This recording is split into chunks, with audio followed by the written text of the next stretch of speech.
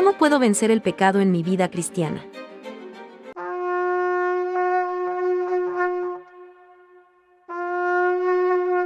La Biblia presenta diferentes recursos para ayudarnos a vencer nuestra pecaminosidad. En esta vida, nunca seremos perfectamente victoriosos sobre el pecado, pero esa debe ser nuestra meta. Con la ayuda de Dios, y siguiendo los principios de su palabra, podemos progresivamente vencer el pecado y llegar a ser más y más como Cristo.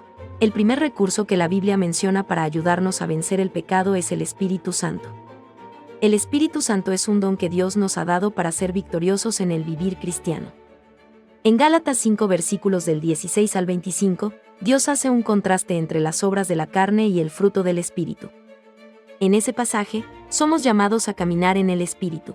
Todos los creyentes ya poseen el Espíritu Santo, pero este pasaje nos dice que necesitamos caminar en el Espíritu, dejando bajo su control nuestra voluntad.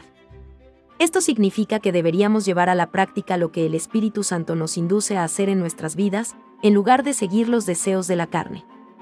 La diferencia que el Espíritu Santo puede hacer en la vida del creyente se demuestra en la vida de Pedro, quien antes de ser lleno del Espíritu Santo, negó a Jesús 3 veces, habiendo dicho antes que seguiría a Cristo hasta la muerte.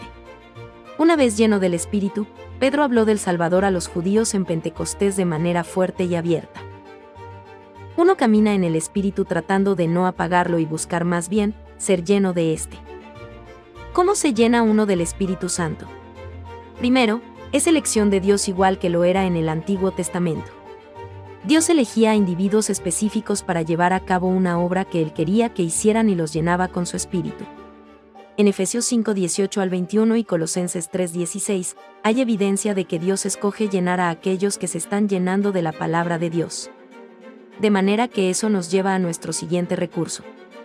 La palabra de Dios, la Biblia, en 2 de Timoteo 3, 16 al 17 dice que Dios nos ha dado su palabra para equiparnos para cada buena obra. Esto nos enseña cómo vivir y qué creer, nos revela cuando hemos escogido senderos erróneos, nos ayuda a regresar al sendero correcto, y nos ayuda a permanecer en ese sendero.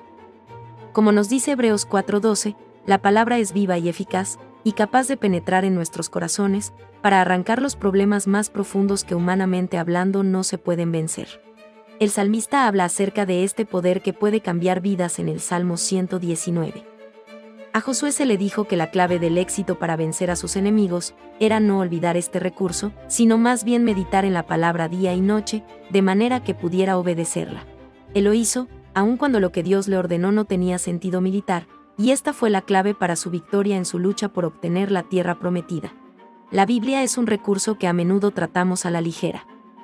Damos prueba de ello al llevar nuestras Biblias a la iglesia, o leer el devocionario diario o un capítulo diario, pero fallamos en memorizarla, en meditar en ella o en aplicarla para nuestras vidas.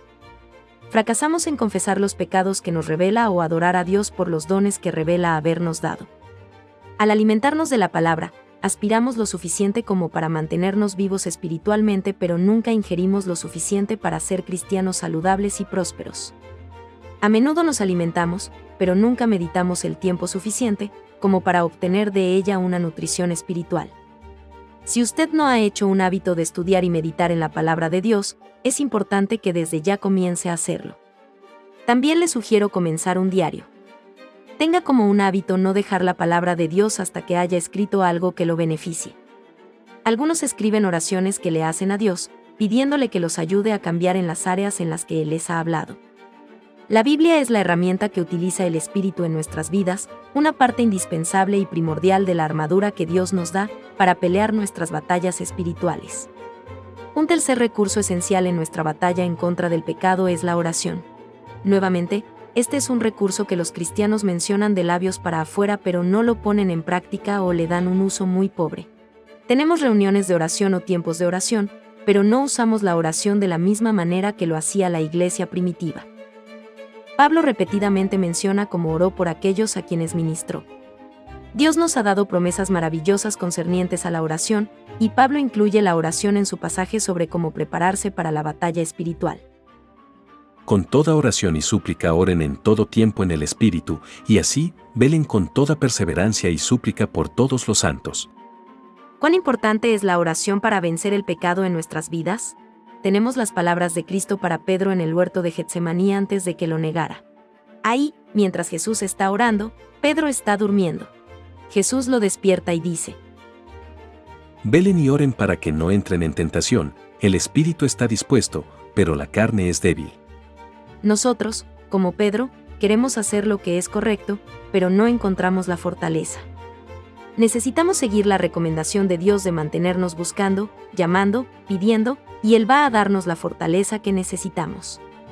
La oración es simplemente reconocer nuestras propias limitaciones y el poder inagotable de Dios, y volvernos a Él por esa fortaleza, para hacer lo que Él quiere que hagamos, no lo que nosotros queremos hacer.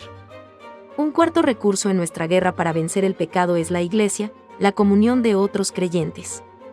Cuando Jesús envió a sus discípulos, los envió de 2 en 2. Los misioneros en el libro de los Hechos no salían uno a la vez, sino en grupos de 2 o más. Jesús nos manda a no dejar de congregarnos como algunos tienen por costumbre, sino exhortándonos unos a otros para estimularnos al amor y a las buenas obras. Él nos manda a confesar nuestras ofensas unos a otros. En la literatura de sabiduría del Antiguo Testamento, se nos dice que hierro con hierro se aguza, y así el hombre aguza el rostro de su amigo. Un cordel de 3 hilos no se rompe fácilmente. Hay fortaleza en el número.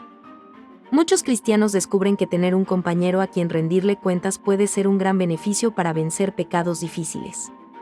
Tener a otra persona con quien pueda hablar, orar, animarse e incluso ser reprendido, es de gran valor.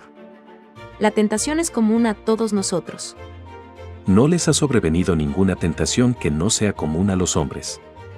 Tener un compañero o un grupo con quien tengamos que ser responsables puede darnos la dosis final de aliento y motivación que necesitamos para superar incluso los pecados más fuertes. Algunas veces la victoria sobre el pecado viene rápidamente en unas áreas y lentamente en otras. Pero Dios nos ha prometido que mientras hacemos uso de sus recursos, Él va a producir cambios en nuestras vidas. Podemos perseverar en nuestra lucha para vencer el pecado porque sabemos que Él es fiel a sus promesas.